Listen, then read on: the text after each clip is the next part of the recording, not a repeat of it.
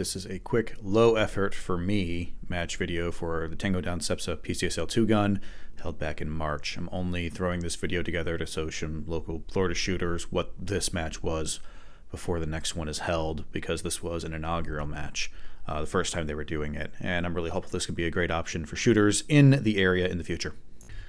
Not trying to be overly harsh or critical, the very first stage that we shot was an extremely quick stage that was a 30-second par, no reset, 4 static targets, full-size silhouettes, between 100 and 200 yards, and you started at the top of the platform already with your rifle aimed at the targets on safe. So you were able to blow through this stage extremely quickly. Obviously, this kind of caused a bit of a logjam as you ran into the next stage, which you'll see in a moment.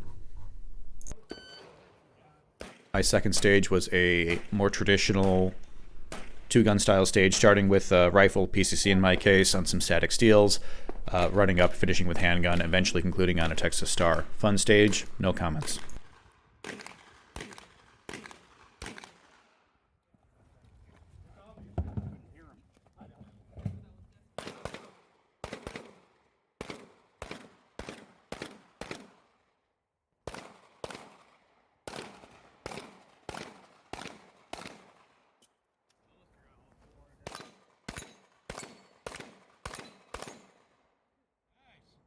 Stand by.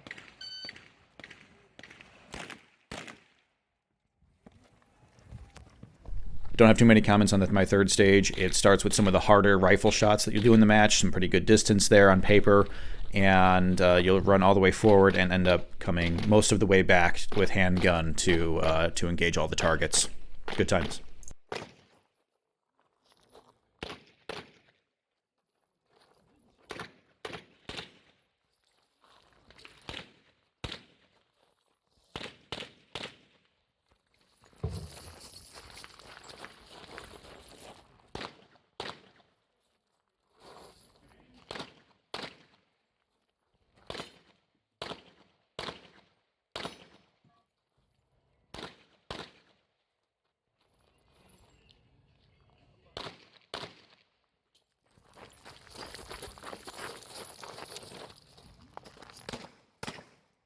All right, I don't mean to be mean. This next stage is hard to explain, and I'll try to explain it.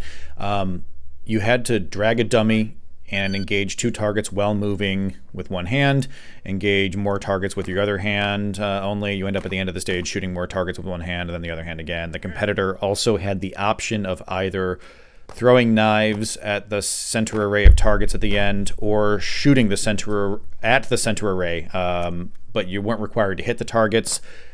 Just shoot at them or throw some knives. To be brief here, this was a bad stage for competition because of the subjectivity of what is considered moving while dragging the dummy. If you wanted to do something fun with knife throwing, I would suggest having it happen off the clock. I totally understand wanting to do something different, but don't mix it up into the timed portion of the stage. And the targets used here were small. They were flying extremely far and leaving the bay. We lost those targets. We were just subbing in pieces of wood for those lost targets that you didn't even have to hit if you were shooting at them with a handgun option anyways.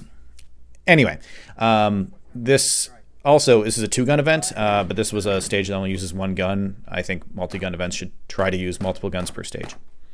All right, the last stage was a really high hit factor, pistol-only stage.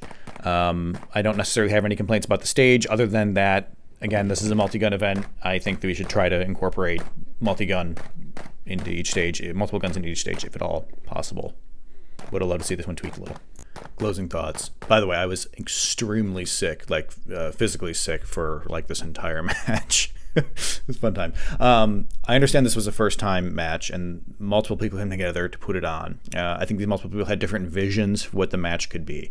I'm really hopeful this could be a great local option, and I'm excited for it. I just think they have some stages that need to be workshopped a little.